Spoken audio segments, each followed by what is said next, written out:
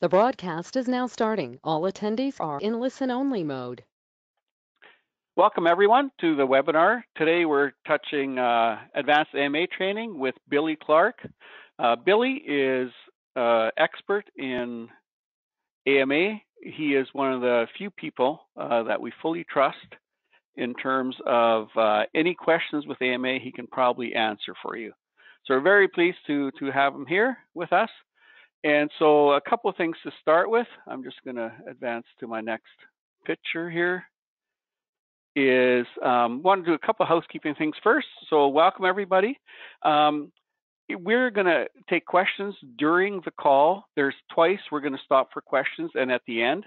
And if we don't answer your questions, we will respond because we also have 2 more sessions like this coming up. So we might address your questions then. The other thing is you keep your questions related to the demo.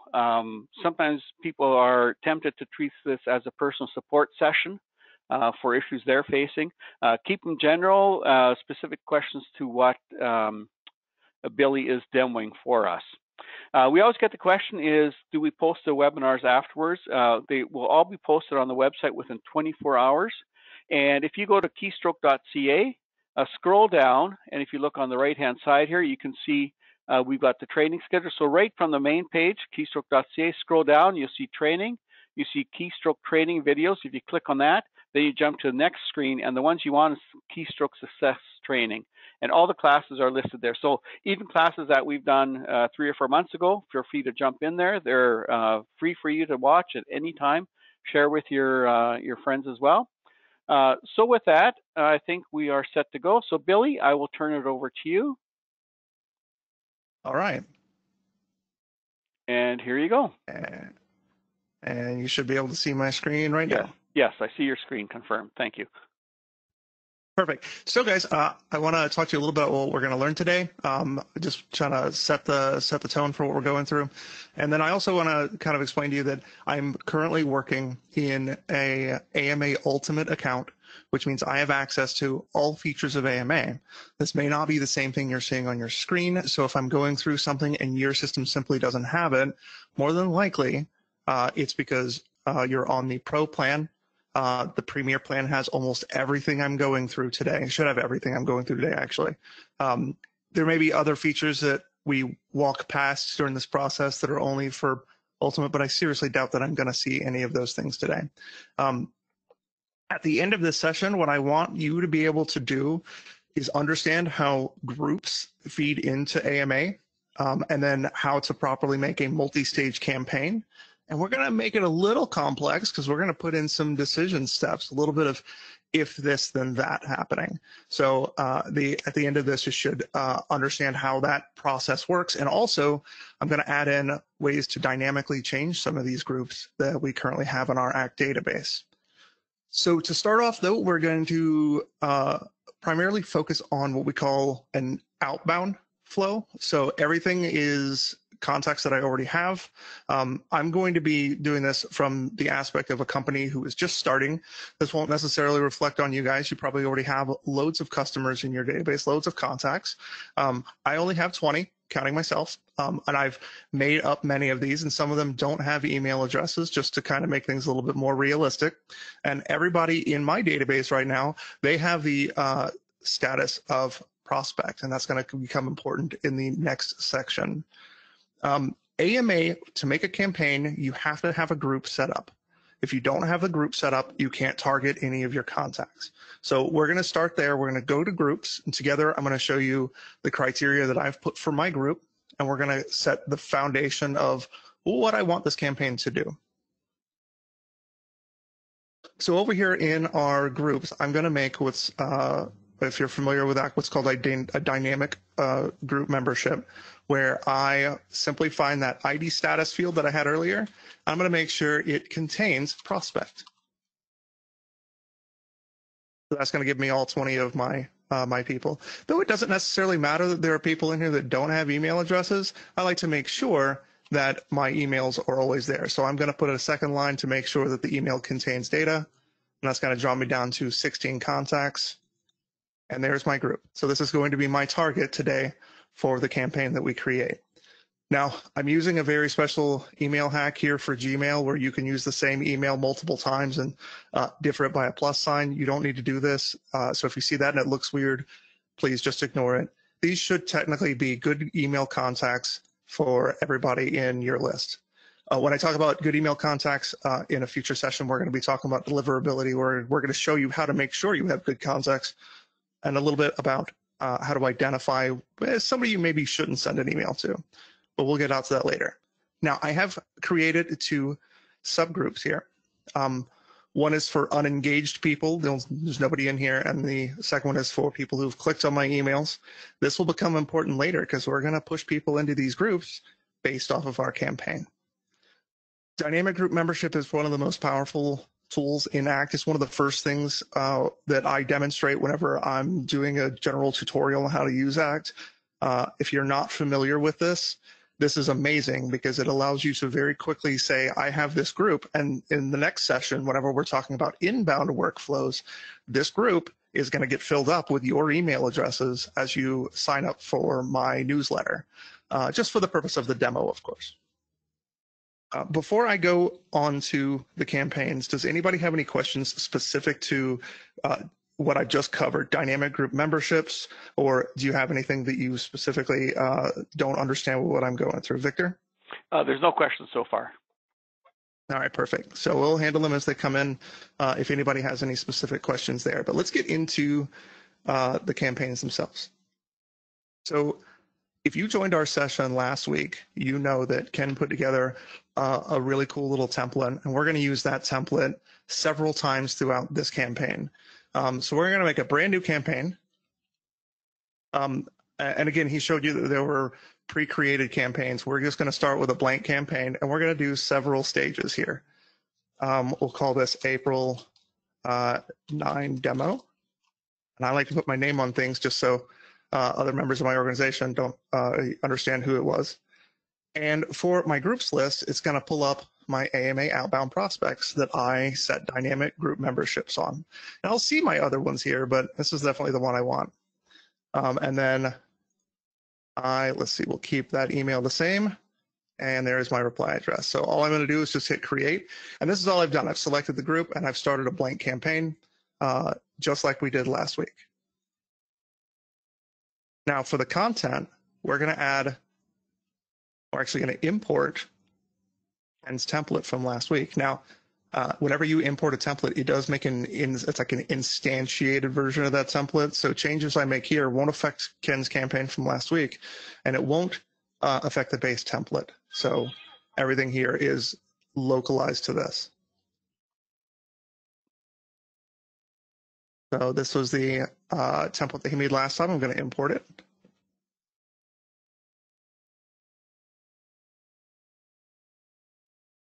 All right, so here is the email that he made. He just modified what was already here, added in a video and some images. He didn't really edit any of the text. Today, I'm going to edit some of the text, and we're going to make a multi-stage campaign based around, in this case, I'm going to repeatedly import the same template, so it may look a little repetitive, but that's expected. So I want to make this one. Oh. Come join us at our webinars.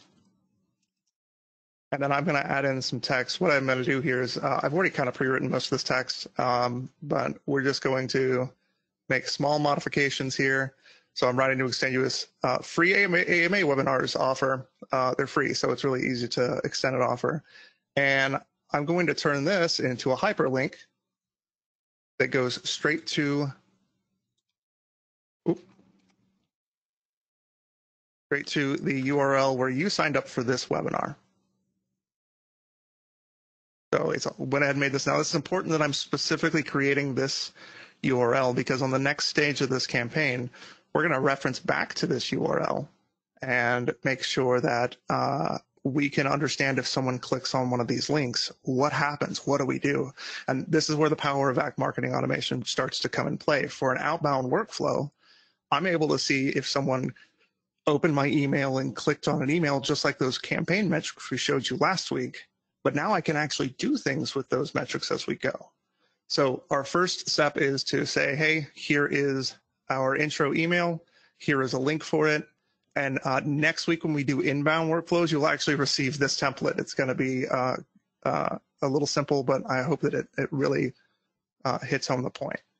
Now, what we're going to do here is we're going to insert an action after. And like I said, the decision being whether or not someone clicks on one of our links is important. So I'm going to add a decision step. Now, decision steps, they're kind of straightforward on how they work. There's a condition, and then it's just simply yes and no. So if the condition's equal to yes, then it will go down one tree, or one side of the tree, and if it is no, it'll go down the other tree. So this means that as a person goes through this workflow, which I'll show you here, you can actually bounce them from point to point. So I'm going to set, I just want to go ahead and show you a drawback to one of these. Email opened is one of the conditions. There are some antivirus programs out there that pre-open emails and check for images to make sure they're going to reputable sources and that they aren't incorrect. So what this can often mean is it will look like someone has opened your email. So I try not to use email opened as a metric for a decision step, though when it comes to looking at my campaign metrics, I definitely like those. I sometimes take them with a grain of salt. If I see somebody has opened the email 34, 35 times, that could be a good thing that to say, hey, they obviously like this email. But if you just see an almost immediate open and then maybe an open a couple of days later, then you know it's probably an antivirus software. So I try to skip that. And instead, I'll either go email clicks or email click specific URL. So email clicks is pretty self-explanatory. If they clicked on an email or a link in this email, there's only one email for me to select right now, it will say yes and take them down the yes path. For the email click specific URL, though, it's going to ask you again for the email. There's only one email right now, but it's going to ask you which URL they're going to click on. So we have like the Vimeo link that was added by Ken last week. We have each one of our social media addresses, and we have this booking address that I selected. I'm going to for this purpose, we're just going to do email clicked. So if you click on any link in the email, you'll go down the yes path. And that's it. That's our condition. I can add additional conditions if I want to. In this case, I would rather not. But I'm going to give it a decision name of, did you click my email? And I'm going to save this. So now our histogram, it jumps up and has extra areas. There's end steps that are here. So pretty much what's going to happen is my email is set to instant release. So as soon as I activate this campaign, it sends out this email, and it's designed to wait 1 day before the decision step. When you're sending out campaigns, you're going to kind of a feel about how long it takes for someone to open an email. For me, though, understanding that after that 1 day, it goes to the decision step. And what this doesn't tell you is that the next step, is it, whether or not it's yes or no, happens immediately. So especially if I've got an email going in the yes or no path, which I'm about to do, I may want to have a little bit more of a delay. So I'm going to add, say, 3 days, but you can also do minutes, hours, or weeks. I'm just going to do 3 days. And I'm going to tell it not to send on weekends because I don't check my email on the weekends. So probably shouldn't expect my recipients to do the same necessarily. And so here we go. We have wait 3 days for our decision step. And then if you, by the way I'm moving very easily. That was a question one of my techs asked me today, is if you hold the control button down on your keyboard and you can click and drag and move this guy around as much as you want. There's also a thing that sometimes happens. You see, earlier yes was on the left side, and now yes is on the right side. Almost each time you load this, it tries to reorganize things in a smart view. And in this case, since these are the same link, that can sometimes get confused about which order things are in. So just be mindful whenever you're setting up your next step that you're on the right part of the decision tree. For this purpose, I'm going to make a new email on the no path. And I'm going to change that action type over to another email. Okay, Billy, can you flip the graphic to be horizontal instead of vertical? You cannot. Unfortunately, it's a limitation of this graphic. It is something that we brought up last year at our partner conference, and we've strongly requested it of the manufacturer. We're going to see what comes in the future, but as of right now, unfortunately, no. Okay, thank you. Now, you'll also notice there's something missing here, and if you're sharp and you've already caught it, it is something I'm gonna show you later because it's gonna be a problem. The end step is missing, so it's gone. And if you have a path without an end step, you cannot start your campaign. Luckily, when you go to try to activate that campaign, let me just go ahead and show you real quick. It's going to say, hey, well, there's a subject line issue. There's an email series that does not have a branch that ends. So we have to end these branches before we can ever activate a campaign. And as you can see, it just flipped this way just because I entered that window and came back. So we're going to edit this one. And just because I like the template so much, we're going to import that template again. So while you're doing that, Billy, is a template the best way to do an e-newsletter? I want to be clear that templates are the best way to do everything in AMA. If you start off with a base template and you already know what content is going to go in your newsletter this week, just make a base template. Don't put in your content for this week, especially if you're going to reuse that. Instead, just have your text area, have everything else that's going to be mostly static set up, and then you can come in and customize this individually week by week. So yes, definitely. Templates 100%. Next week, when we look at landing pages, I'm going to show you a special thing we do with templates there as well. So before you even get started on a campaign, go ahead and get some base templates out for what kind of content you want to put out. This is especially important if you're trying to maintain any sort of branding for your company or for a specific project, so that you always have that branding there. And so if you have somebody else on your team who says, okay, I need to send out a letter for my part of the campaign, I can import this template that you've already set up. I can put in my content, and you and I are on the same page without even doing any hard work. If that answers the question properly. Yeah, great, thank you. So for this one, we're going to add, and you notice it went back to time for a great email design because, again, just to state what I said earlier, templates that you import are instanced into this campaign do not affect other instanced templates in this campaign, do not affect the original, and don't affect any other campaigns because it's all brand new and on itself. So for this email, I'm going to put in, oops, I forgot. And what we're going to say is that our previous email didn't mention our recordings. It just talked about how to sign up for these webinars. So I'm going to paste that in there. Unfortunately, it keeps changing the color on me here. So let's just change the text color to black. And then I'll probably increase the line. Well, not even increase the line height at all, but we'll just leave it as, actually we'll increase the font. How we'll do that. So we'll take this, we'll switch the font. We'll go to 14. Yeah, 14 works. So my previous email about our AMA webinars didn't mention that this week's webinar will be recorded and placed on the Keystroke website. So what I'm going to do is for the Keystroke website, I'm going to go ahead and just insert a link. And I'm going to grab the link for our video tutorials.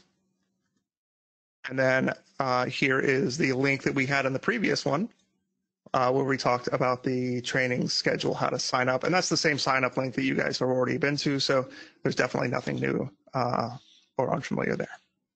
So now I have two separate links that I've got. And I want to emphasize on this is the difference between email clicked and email click specific link. We can make decision steps that are based off of a specific link if you want. The downside is I can't do a decision step. Well, I could do a decision step based on if both of them were clicked, but I can't say one of these is clicked now and then later on down the path did they also click this one. That doesn't quite work as well. I mean, we can kind of do that, but I'll show you in practical application here. So now we've got our second step, and this is say they didn't answer, they didn't click on my email. So 3 days later, I send them another email that says, "Hey, here's this other link. Let's do this." So I'm going to add, because I want to be extra complex here, we're going to insert another action after this one, and it's going to be another decision. Okay, and then on this one, we're going to say email clicked, and we're going to go to the new email series. I need to rename that one. So that's what that just told me is it says new email series. I missed a step. And even me as an expert, I'll sometimes miss steps. So let's go in here and oops. Oh, too many O's. Oops. Let's save that. Let's go back and let's see how that decision step changed now that I've actually named this series. We're going to edit logic. We're going to say email clicked. It's going to ask me for which email, and there's oops right there. Okay, and then whenever I save and return here, it's going to add a new yes or no step, or it should have, it did not though. So again, just like earlier, it didn't create an end step. I usually expect this to go ahead and create the yes and no. The reason it didn't create the yes and no is because I didn't go ahead and add an in step in there, so it didn't know to separate those out. But that's okay. We can still do this. So we're going to edit this logic. We're going to add a no branch, and that no branch is going to be an email. And it reloads every time. See if it flipped it again on this side. And we're going to add one last email. We're going to import that same template again, though we can import any template. I'm just choosing this one because it's simple and familiar.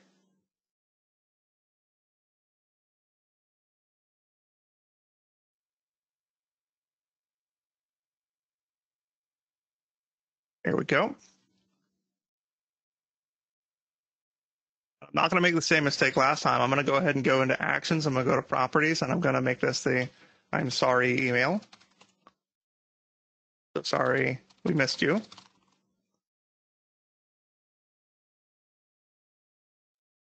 And I'm going to do so. Whoop. Sorry, we missed you. And then I'm going to add in simple text again, just like we. And again, this is one of the reasons I was saying earlier. Just go ahead and have a single template so that you can convey the same message with other static things in here. So in the case of the question that was asked earlier, this one really does fit for that same area. And then I'm going to say, remember, you can always go back and watch them later. And I'm going to add a new link, just like we did previously. And there we go. So we've just created a multi-stage campaign that has some yes or no's in there.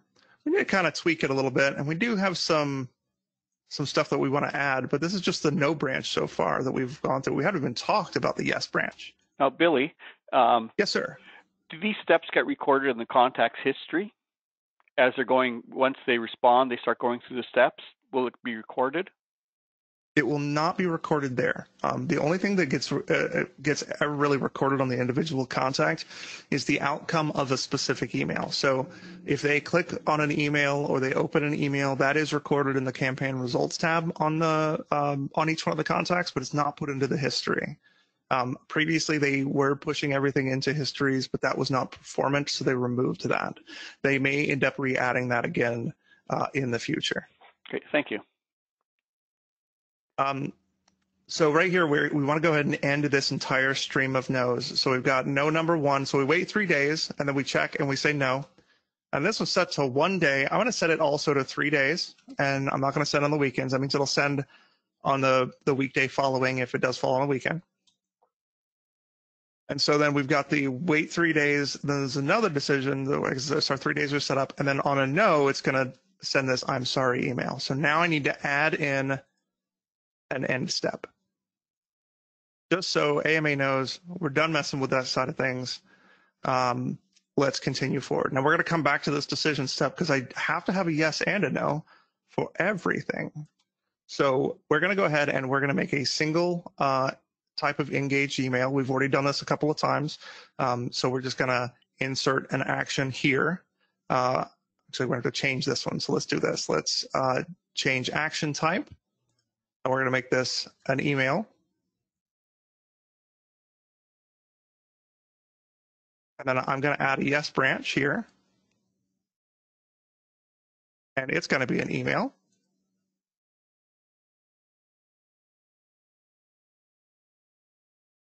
And we'll go back and edit these emails in a moment. But I'm not going to add end steps on there yet because I kind of wanted to do a little bit more when a yes happens. So let's go ahead and get our template in there. We're going to edit this email content.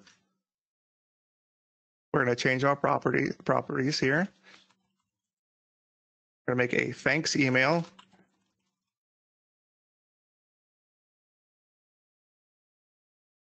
And I'm going to import my templates. We're going to do that demo again.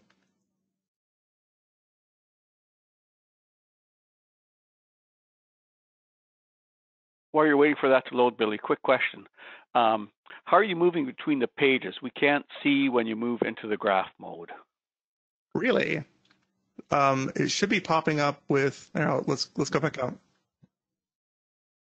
So whenever I'm going into the individual sections, so like whenever I click here, you don't see a pop up? Oh yeah, no, we see that. Okay, I'm not sure what the question was, but maybe we'll this is how I'm going from section to section. Okay. If you want to elaborate on that question a little bit, whoever asked that, I may have a better answer for you. All right. 9 times out of 10, though, if I'm moving through one page or another, it's either going to be a direct click with a pop-up menu, or I'm using the actions menu in the very top right-hand corner. So in this case, like I'm going to actions and properties whenever I want to change my subjects.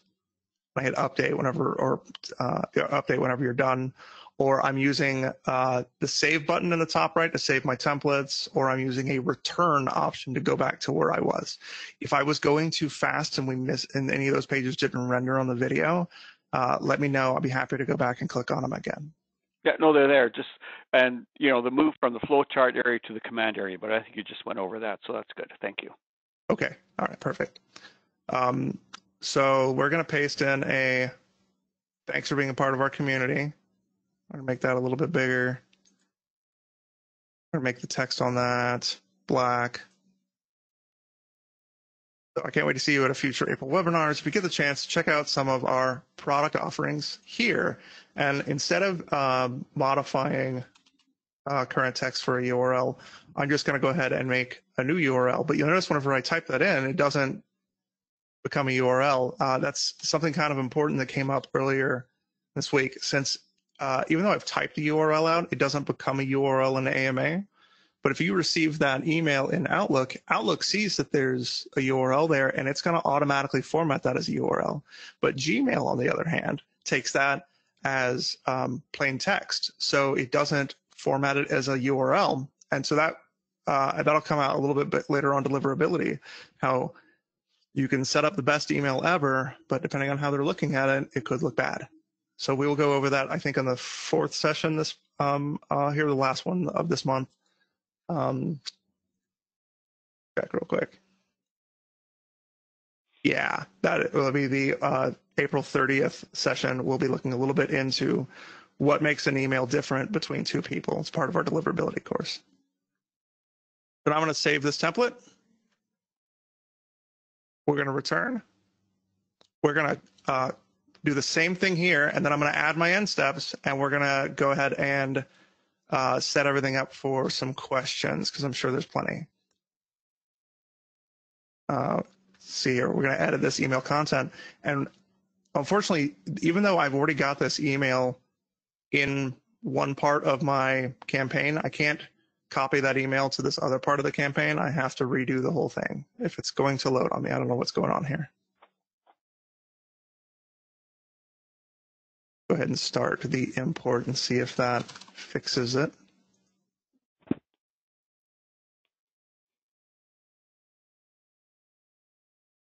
There we go. Okay, and then, and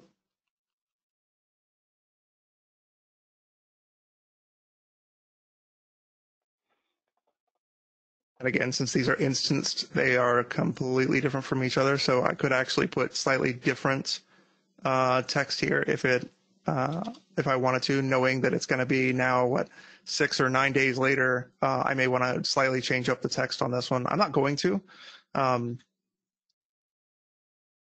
Oh, actually, that's the wrong email. Let's go ahead and do it here. There we go. That's the wrong content. See, I already, like I said, I can make things different. I did so inadvertently. Okay. So this is the last of our content that we wish to put in.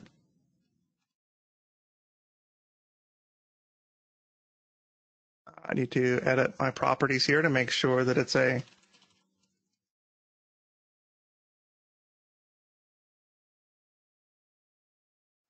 that it's unique and that it's not the starter content.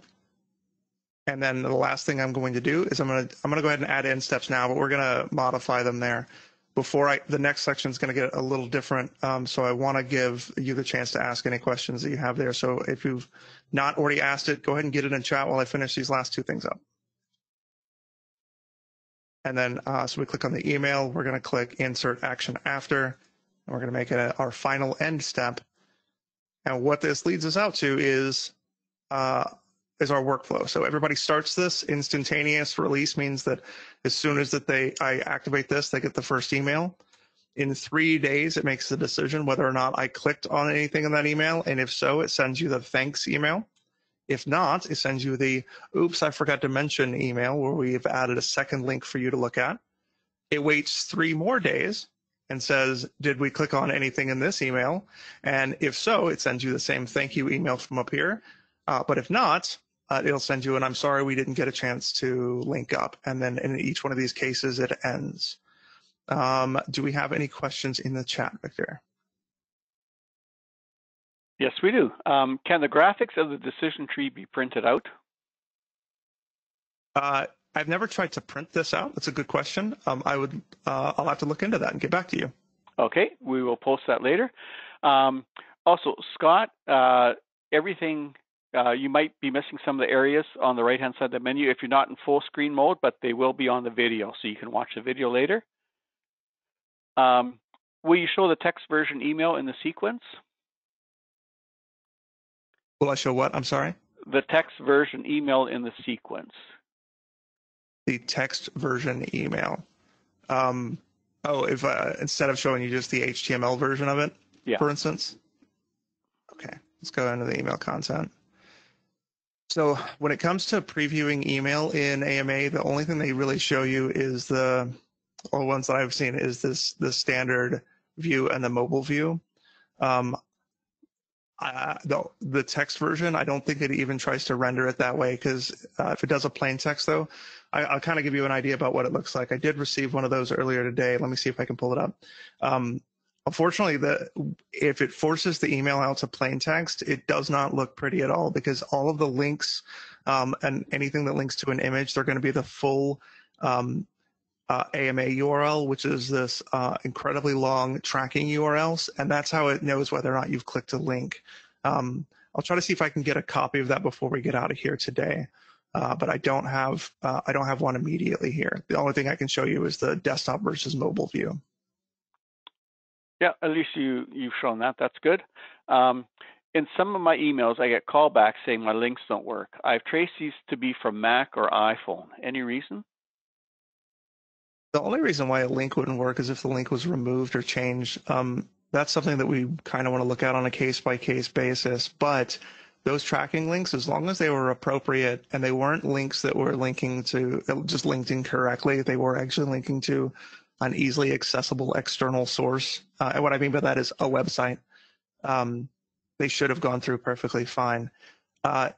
In the case where you find that they fail on one template or they fail on a campaign, if you copy that template or that campaign, the failure will probably go with it as well. So we usually suggest in that case, try rebuilding the template from the ground up and see if it also does the same thing.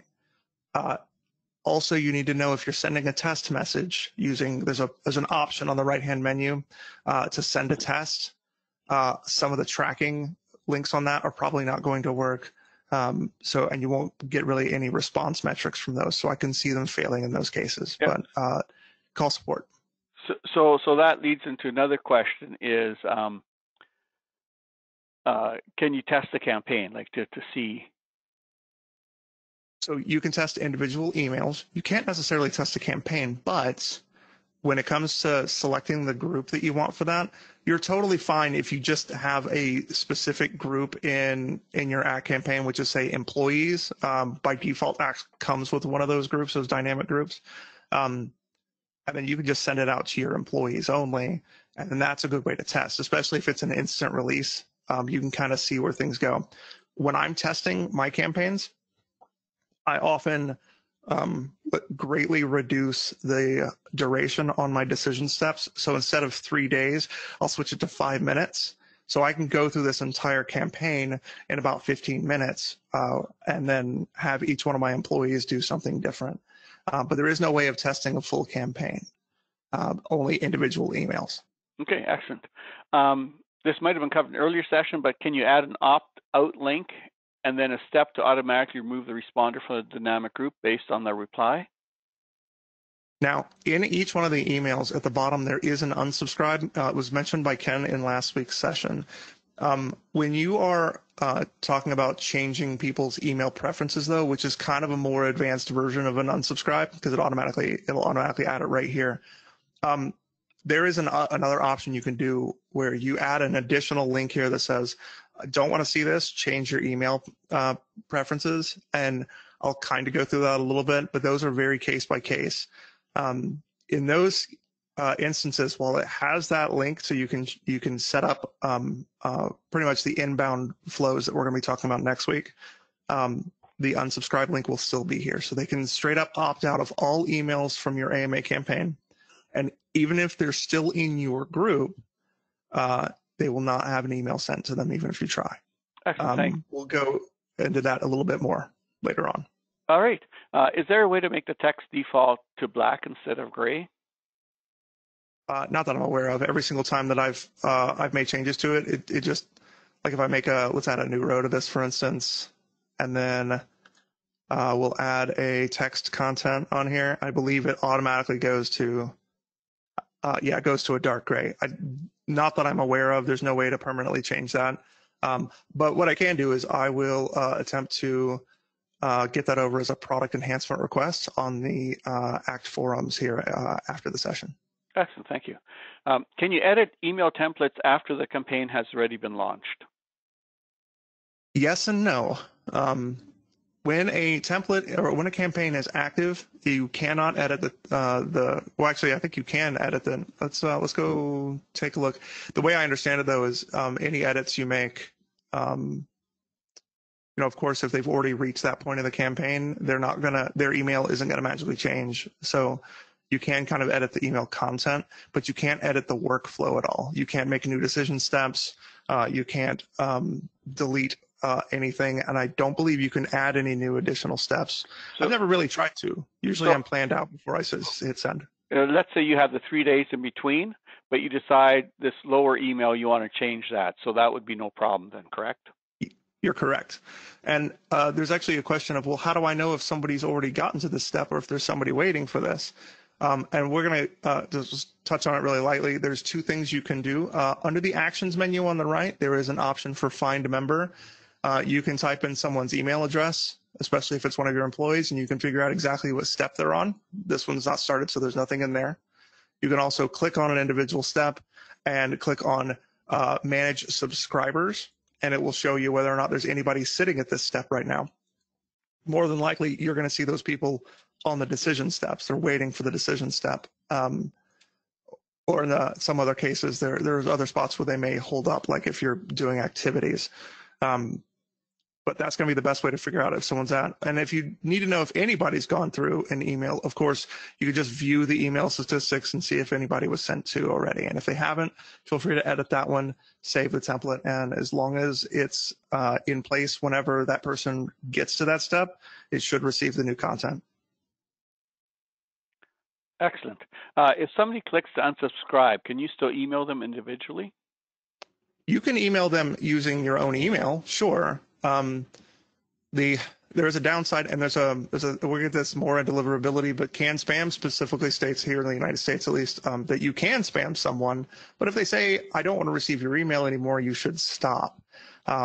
If you have regular emails in regards to, say, invoices or things that they should receive that are not specifically marketing promotions or anything like that, I'm pretty sure that's perfectly fine. The way I understand it, that shouldn't be a problem because invoices are something they should receive. But if you're going to continue to market to them after they've said unsubscribe, my hard answer on that is you shouldn't do it. Okay, great. Thank you. I was wondering if you have something like this for setting up a group, like example, create group. Do you have an instruction sheet that goes through the linear steps? Of creating a group in ACT or creating a group in AMA? The former. Creating for the campaign itself, like right from the start to finish. Like I don't have anything specific to that, but I do have, there are resources on just how to create groups. One of the things we're about to go through next, which will probably take up the last bit of the session, is how to modify those groups straight from AMA. Okay. So the last question then before you get onto that, is it possible to pause and add an action after a campaign has been started? I'm pretty sure that you said no to that. You most definitely can pause a campaign and add anything you want, but anybody who has gone down further in that flow will not be a part of that decision process. As long as they are above that point in the flow, they should filter through like normal. Right now, this campaign is in a draft mode. I have another similar campaign I'm going to flip to. This is my marketing targets. I made a group earlier specifically called marketing targets where I had a whole bunch of fake email addresses in here. And I wanted to be able to take that group and kind of do different things on it. But you'll see at the top, it says like, here's my marketing targets, and you'll see that it is paused. And that's because I have paused this campaign temporarily so I could make changes to it. Unfortunately, in my case, if I go to manage subscribers, I'll see that there's nobody here. But if I go a little bit further down to my end step, which is another place where you can look at manage subscribers and you can see who's already at the end of a campaign, you'll see that my one email, which was me, is already here. So you can pause a campaign and make changes, but there's also a bit of a warning there. I'm doing an instant release campaign. Not everybody does an instant release campaign. Instead, what they do is they do a campaign that starts at a specific date and time. If I pause a campaign and that specific date and time passes, the campaign will not go because it's already past that time. So if you're going to pause it, make sure that your start date is either instant or it's enough of a time in the future for the campaign to pick up and go forward before you're finished with your edits. And what about, can you delete it? You're finished. Can you delete a campaign? Most definitely. Let's go ahead and delete this other one that I don't need anymore. We'll go to my marketing targets. I just open it up, highlight the actions menu in the top right, go down to delete/hide. It's going to give you a message that says, hey, do you want to delete this workflow? If you click delete, what it does is, since I've already sent something on that workflow, is it does send it out to a delete process, but it's just kind of hidden away from me. So on the back end, if there's ever any problems with that campaign or we ever needed to look it up, at least the guys over at SwiftPage can pull it up. But that's all you got to do is hit delete campaign, and as long as the campaign's not active, it will go away and you won't see it again. All right, thank you. And Scott, creating a group in AMA is identical. You actually created an ACT, so that's not a problem there at all. So you can use your ACT groups as well, correct, Billy? Correct. Absolutely correct. AMA feeds off of those groups directly, so make the group first, and then you make the changes.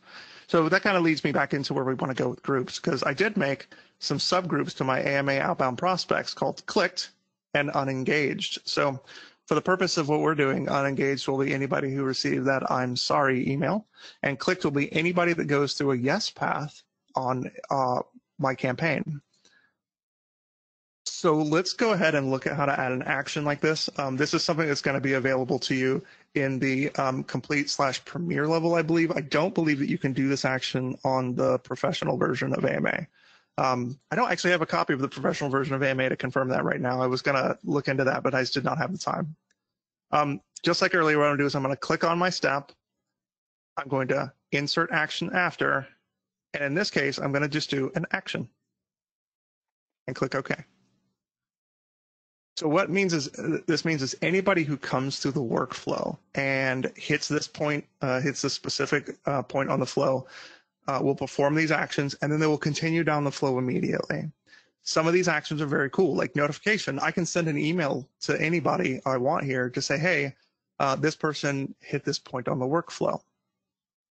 I can also, in higher tier versions of AMA, like Premier, you can create activities and opportunities. We can add them to other drip marketing campaigns. We can even update contact fields, which is kind of where we'll hit a little bit on some of the inbound flow next week. Or I can remove them from a specific campaign. Like if this is a campaign that was trying to reach out to people And if they did click on my email, I want to make sure they're removed from several other campaigns I have running. You can do that. But we're just going to simply add these people to a group, and it's going to ask what group name. And in this case, we're going to click on clicked, and we're going to save. And that is the end of it. So we're going to just put in add to clicked. Now, sometimes when we're making these workflows, since everything bounces back and forth, I kind of wonder if I actually clicked on the yes side of things. So I did. Luckily, I always come back and double check everything that I've just done. We'll come down here to the next yes, which is now on the other side. And I'm going to insert another action after this one. And again, actions, and we're going to do the same thing. We're going to add them to clicked. So add to group, and then clicked.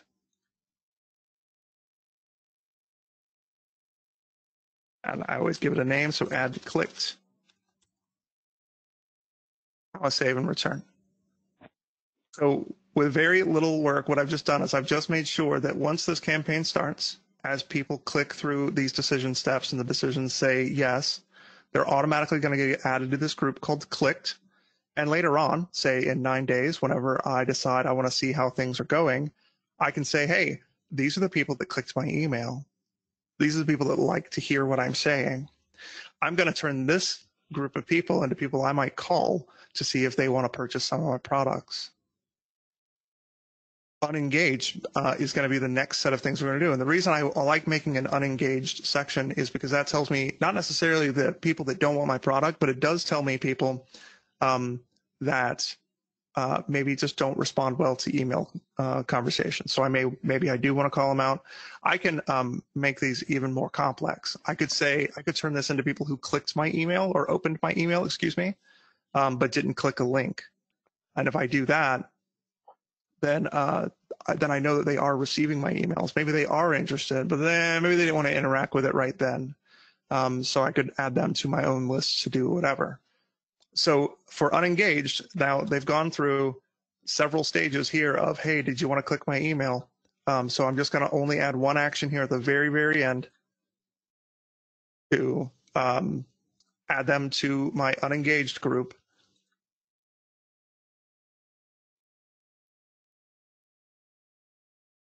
I'm going to save this, and we now have a complete workflow for a multi-stage email campaign that says whether or not someone clicks my emails. I can change some of these times so it does it immediately. I can leave it at 1 day. By default, it does 1 day between sending an email and an action. I'm going to leave it as is because I don't think it's important here. But this is how we fully engage this. Now, what I'm going to do is for the next session, I'm going to go ahead and activate this campaign. It's going to send a whole bunch of emails to my email address. And then once we're out of this webinar, I'm going to go through and I'm going to click on some of them. And I'm going to not click on some other ones. And I'm going to open some of them and just to open and not click on.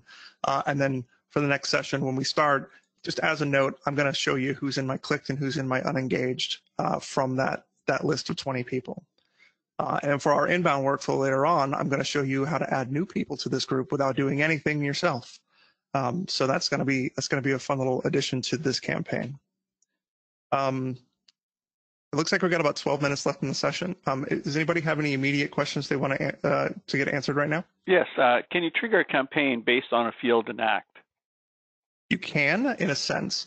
The method that I just showed you allows you to make dynamic groups, and the dynamic groups in this case, this one was just created by me making a prospect. If ACT had any criteria in any field, including whether or not the favorite button is checked, or any new radio buttons or checkboxes you have, what they do is that fills into these dynamic group memberships. And since AMA is based off of group membership, whatever dynamically happens here will happen in the group, happen in the campaign. But there's a difference between the select/professional group and the complete/premier group. On a professional account, this campaign will not know if anybody new is added to that campaign unless you click go to the actions menu and click on manual list sync. For the complete/premier group, you have the option of using what's called campaign list sync, which is if I turn this on, I can set what time of day or how even hourly for it to check that group to see if anybody new was added. In that case, it would add them through the, if I were to turn this on, it would add them into the campaign every day, in this case at 8 a.m. Eastern Daylight Time. And if they meet those criteria for that group and they get added to the group, AMA realizes, oh, this person hasn't been set to the campaign. And it takes them all the way to the very top of the workflow and starts filtering them down through them. We're going to do this next week. That's more of an inbound kind of flow in that case. And this is, we're trying to stay geared towards outbound contacts we already have. But yes, definitely, if you were to change your contacts right now and add them into groups or whatnot, and you had campaign list sync turned on, it would automatically start putting them through the campaign without asking any questions. All right. How do we know what version of AMA we are running? So AMA is all stored on a website that's not actually versioned for you. If you're talking about the individual tiers of AMA, though, in all honesty, the best way is if you go into decision steps and you see less things or you don't have access to certain things. They don't show it directly here in the UI anywhere.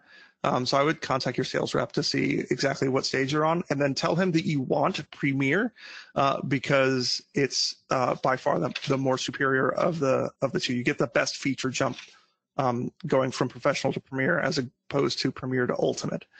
The big change between them, for instance, is from Pro to Premier you get that extra 25,000. From Premier to Ultimate you get 50,000 extra emails per month. But feature-wise, and then Starter is not something I'm even going to approach right now. But the Professional tier stops here at landing pages. You get a bunch of extra features here in Premier, including like asset tracking, which we're going to go through soon, and then really talking about how CRM workflow with like sales follow-up, like actions are going to be here. So I would contact your sales rep first to see what you got, and I strongly suggest you get on this middle tier, this Premier tier of AMA, because it's by far the best. All right. Can you select a subgroup as well, or just a group? You can definitely select subgroups, but the way that the API that AMA relies on surfaces those groups is it doesn't surface them as a subgroup. You'll see it surfaces, like even though I had clicked and unengaged for subgroups, they're just listed as regular groups. The biggest downside of that is if you commonly use the same subgroup names for multiple main groups, you won't know which one it is if they have the same name, because it'll just say, like in this case, if I were to add in a new subgroup for clicked and unengaged, a new subgroup for clicked and unengaged, when I go into that group list, you'll just see 3 of them that say clicked and 3 of them that say unengaged. So just be kind of specific on what your subgroup names are, and you can definitely select them. But yes, the short answer is yes. All right. Do campaigns have to be sent out one dynamic group at a time? They don't necessarily have to be. There is an option under the actions menu called inclusion lists. Inclusion lists allow you to add other groups to a campaign. So if I were to select, in this case, my prospects group, I could add this to my include list, and then that means that they are also added to this campaign. Often, whenever I'm using an include list, I'm using it as I'll add in, because I've got my friends who will click on my emails just to help me understand that everything's working. So I'll have like an employees or friends group that I also put onto an inclusion list. So even if they're not a part of my dynamic group, they can be added in. And then part of your question was specifically about dynamic groups. What I haven't really said yet, and I should have, is the groups don't technically have to be dynamic. You can use standard group membership and select just the people you want, and they'll also be a part of that campaign if you set a campaign for that group. So I just want to make it clear, they don't have to be dynamic. In fact, our clicked and unengaged, the way I've set them up, they aren't dynamic because I'm adding people to these groups manually. I can later target campaigns to these 2 groups, even though they're not using dynamic membership. All right, now I think you answered this already, but if you add somebody to campaign once it's started, will they start at the top or wherever the campaign is running? So this is if it's an instant release campaign, it's at the top. Okay. And if it's a dated campaign, that's the worst part is if they've missed the first date, they don't go in at all. They sit at the top, but since that date was never hit, they will stay at the start. So when it comes to a timed campaign where you've got a specific release date, don't add anybody to it if it's past the initial release date. Okay, excellent. There's a few questions that you can probably that are more support related. So you can email me, vic@kqc.ca.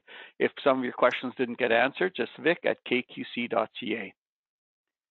Now that's all the questions we have for now. Billy? Excellent. Thank you so much for joining me today, guys. It's been a pleasure showing you this. If you have any specific questions, please email Vic. We'll be happy to get those fielded to you.